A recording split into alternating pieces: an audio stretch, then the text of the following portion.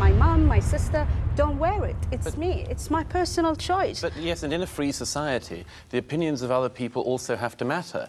It's not just about you exercising your choice. The way other people feel about that should be of some concern to you. But you know, these feelings are coming from negative prejudices. We have coming from You don't want politicians. men's opinions? No. You don't want men's opinions? I'm sorry, we are going to have to end it there. I'm really sorry. As the only man, I'm sorry you don't... What's up, guys? Welcome back to my channel. It's your girl and if you're Scarlett. Today you're back with another video from Douglas Murray. So today Douglas Murray schools Muslim activists wearing niqab in Britain. Okay, this is actually called niqab, hijab, or hibab. I normally get the pronunciation wrong. Alright guys, so without further ado, let's get started. My mum, my sister don't wear it. It's me. It's my personal choice. But yes, and in a free society, the opinions of other people also have to matter. It's not just about you exercising your choice. The way other people feel about that should be of some concern to you. But you know, these feelings are coming from negative prejudices. We have coming from You don't want politicians. men's opinions? No. You don't want men's opinions? I'm sorry, we are going to have to end it there. I'm really sorry. As the only man, I'm sorry you don't want to hear men's opinions. You are about to see Douglas Murray tell the truth as it is. Douglas Murray debates a panel of Muslim scholars on the influence of religion, particularly Islam, in the West today.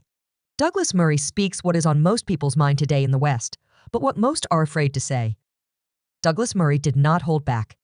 Can I just begin with you, Fatima? Yes. 56% of British people don't really support the wearing of the full face veil in public. They don't want it. Well, I think it depends on where you take the poll, really, because, something that I've recently launched is a project called Secrets of a Muslim Woman, and it's all about letting people know why we do what we do, because I think a lot of it is to do with not really being familiar with it. You know, I mean, my message to the British public is that you've got nothing to fear. You know, this is a piece of cloth. They don't feel that, though, do they? Because elsewhere in this poll, a majority said they don't know how to relate to a woman wearing a full face veil. I think, you know, the people who have actually interacted with women who wear the face veil, people who work with them. I mean, we're in East London today. In East London, the veil is practically, you know, normal on the streets of East London. People who've actually interacted and worked with women who wear the veil have absolutely no problem with it. I think it's the fear of the unknown. Douglas Murray, would you like to see the veil banned here? Well, I think, like a majority of British people, I think that it should be banned in public places, particularly places like courtrooms, where it's absolutely imperative that a jury are able to see the faces of people who are accused. As for an overall ban, I think, look, my own opinion is that niqab is highly undesirable. I think that we live in a society where people do show their faces, where huge amounts of our social interaction depend on people showing their faces. I think that it's very difficult to enforce a ban in public places like streets, but it should be certainly a desirable thing to discourage its wearing. To impose a ban, but in principle you'd like to see one because you think in Britain it's unacceptable. In public buildings, in courts, in schools, and places like this, absolutely, I think a ban would be very sensible. In streets and so on, I think it's difficult, but it should be societally discouraged. Douglas Murray's stance on the ban of the niqab in public spaces in the UK, particularly in sensitive environments like courtrooms, is grounded in a broader argument about the fundamental requirements of a liberal and open society. A significant portion of human communication relies on facial expressions and visual cues, which are obscured when the niqab is worn. This impediment can hinder social interactions and, more critically, the basic operations of institutions that rely on facial recognition and expressions for identification and communication purposes. Douglas Murray's argument is supported by statistics and public opinion trends indicating a growing discomfort with the niqab in the UK. Surveys, such as those conducted by YouGov, have shown that a substantial majority of the British public supports restrictions on wearing the niqab in public spaces, especially in places where identification and open communication are essential, such as schools, airports, and courtrooms. This sentiment is not isolated to the UK. Similar attitudes can be observed across Europe, with countries like France, Belgium, and Denmark implementing various bans on full-face veils. The Muslim activists' counter-argument that negative sentiments towards the niqab stem from a lack of education and interaction with Muslim women who wear it, while calling for more understanding, overlooks the practical implications of such garments in public and civic life. It's essential to differentiate between promoting cultural sensitivity and recognizing the operational necessities of a society's public and legal systems. Beyond practical reasons, the niqab's presence in public life raises deeper questions about the integration and visibility of women in society. Critics like AI and Hirsi Ali have voiced concerns that the niqab may symbolize the segregation of women from public life and the suppression of their individual identities. Such perspectives are crucial in the debate over how liberal societies should navigate the delicate balance between respecting cultural and religious practices and upholding the principles of equality and openness. Accommodate religious expression in this country. You know, Jehovah's Witnesses who don't want blood transfusions, Sikh people who want to wear turbans. We make exceptions, you know, in certain situations. And so, look, you know, I really want to reach out to the public and say, you've got nothing to fear from us. But take up Yasmin's, I was born in this country. I love this country. Take up Yasmin's point that this is about exceptionalism. Take up Yasmin Alabai-Brown's point about this is about exceptionalism. We accommodate, don't we, in this country, and in my country, Britain, we accommodate religious expression. We do make exceptions for people, and there's nothing, and that's what I thought. And we cannot destroy the minorities and the religious belief in the name of equality. But what if the majority feel uncomfortable, feel uneasy and say they don't want it? I think then the onus is on us as well, isn't it? I mean, to actually reach out. And I'm hoping that this is just going one step towards that, to say to people, look, you know, we're human beings just like you. But if I may very quickly, religious freedom is an extremely important thing. And I think most people would agree, I hope in this room, that Britain is the most tolerant place in the world to live, including as a Muslim. Yeah. But let's just add one thing to this, if I may. The issue of social interaction is very important, and not just to me, but obviously to a majority of the British people. Yeah. What I say tonight, what Yasmin says and other people say tonight, people see our faces, they know who said it. I'm sorry to say this, but nobody knows who you are. They can hear your name, they can't see you. If I say something stupid on television tonight, people know it's me saying it. If you do, with all due respect, you can disappear and no one knows. No, we're not disappearing. What does this say? The meaning of this thing is extremely important to address. The meaning of this thing is women are by nature dangerous to men and society. Therefore, they must be covered, they must be buried. That's the meaning of it. And that's what I cannot accept. Douglas Murray, aligning with Yasmin Alabai-Brown's commentary, emphasizes that the niqab symbolizes more than just a religious or cultural garment. It represents a deeper ideological stance on the role and visibility of women in society. The niqab reflects a view that women are inherently a source of temptation, necessitating their physical concealment from the public eye to maintain societal decorum. This perspective inherently contradicts the principles of gender equality and individual freedom championed in liberal societies. This critique resonates with broader feminist analyses of veiling practices. Scholars and activists argue that requiring women to cover their faces in public is a manifestation of patriarchal control over women's bodies and choices. Such practices, they assert, not only segregate women from the social and political life of their communities, but also reinforce the notion that women are primarily responsible for controlling men's sexual behavior, thereby perpetuating gender inequality. Statistics from various human rights organizations underscore the impact of such ideologies on women's rights and societal integration.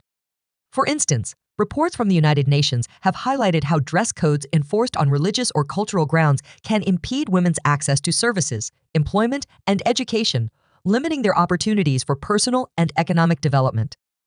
The encouragement of niqab wearing in public settings not only hinders women's visibility and participation in public life, but also symbolically takes a step back in the hard-won advancements for women's rights. The niqab, in this view, is not just a personal or isolated choice, but a public statement with implications for how women's roles and rights are perceived and enacted in society. Wow, I mean, that was educative. Aside the interaction and the debate, that was really educative. And first of all, let me say, how do you really pronounce these words? Is it niqab or hijab? Because I have been saying, I have been mentioning it hijab for like forever. So this is my first time actually hearing it being called niqab. And secondly, what do you think about this? I think both has a point, you know. I really understand where Douglas Murray is coming from, you know. You need to show yourself, especially when you are in public settings, schools, you know, airports, bus stations, you know, courtrooms. You need to show yourself. You know, you are being called to testify in court, and you've covered your face like this. How do you expect us to see you? How do you expect us to even trust what you're coming to say, you know. So I think he has a point. But then I feel like it's a culture practice, you know. It's a religious practice, as they say, and that's their culture, that's who they are, you know. Douglas Murray, no one can tell you how to dress from your house to a speech given like this. You know, you stood up in the morning, take a shower, dress, and you came here. So I think that's their religion. You know, hijab have been there since forever. I don't know why we keep on debating about this every time and then. You know, that's the religious, it's their religion. You know, no one can come to you and teach you or tell you how you should go about your religious practice. So I feel like that's their religion. So we should just free them for them to do whatever they want to do, honestly. And I'm a fan of hijab. I always say it makes them unique. It identifies them, you know. If we hear and you see a woman in hijab coming towards you, you know, obviously she is a Muslim, or you know, she worship Islamic, you know. I mean, she's a Muslim. It's their identity. That's what identifies them. And as she said, hijab is not just the religion. It goes way deeper than it's meant. Yes, that's what they believe in. That's their religious belief. That's their belief. No one can tell you what you should believe and how you should go about your religion. So I think, yeah, they have a point. But honestly, as we are talking about these good aspects, let me just say this. When it goes beyond that, when they put on these cover up, like when they cover up their faces like this, sometimes I understand Douglas Murray's point. It's sometimes scary. It's so especially the black ones. It's so scary, and seeing this in public, you know, automatically you you just identify this person as a terrorist. And if something bad just happens right now and it's a terrorist like behavior, you obviously turn to the person and you obviously know it's coming from this side. You know, we see those dressed up as a sign or a symbol of terrorism, and which is not accepted, and which is not supposed to be that way. But like, that's how we see it. You know, so for us, we are giving it an identification of your dress up, identifying who you are. You know, you have to know that there is a disadvantage to that, you know. And I really to talk of it, the human rights activist point, I really understand. They said if this niqab dressing is just a symbol of you, I mean, a symbol of protection for your husband, you dressing up like this, not to tempt, you know, tempt people. If it's about that, then I don't think it's meaningful, because it doesn't give you a woman as a right. You know, men they should take responsibility of their sexual behaviors. You don't have to go on dressing like this just because you don't want to tempt people, or you want to protect your husband, you know. Like, it doesn't make sense at all. But then I agree the argument Fatima made against that. She said it goes beyond that marital, you know, aspect. It's a religion, it's a cultural practice, and if that is the reason, then I think she has a point. And how I say, beliefs are beliefs. No one can tell you what you need to believe. So for us, it's not going against someone's right. It's not going against someone's. It's not causing any harm to someone, or it's not causing, you know, physical or emotional harm to someone. I think beliefs are beliefs. You don't. I personally, I'll not accept you coming towards me to tell me how I should believe or how I should go about with my belief. So I don't think we need to keep on debating on how they should dress. So for us, it's not causing harm to anybody. You know, it's not hurting anybody directly or indirectly. I think, you know. But then, if this dress up is causing public scare, yeah, I think that is a point that Douglas Murray was trying to make. They should be this dress up should be banned in courtrooms, churches, courtrooms, schools, airports, bus stations, that's in all public places. What do you actually think? Do you think we should ban hijab, wearing of hijab from these public places? Let me know what you actually think. Personally, I think Douglas has a point, our activist too has a point, and I think Fatima and his colleague also they have a point in their own way.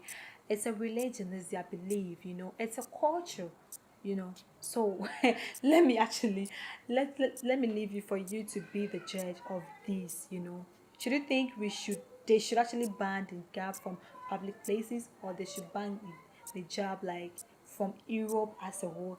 Let me know what you think. Actually, I really learned a lot from this. Let me know what you also think about this video. If you are new to my channel too, welcome. Don't forget to click on the subscription button for more notifications. Thanks for watching.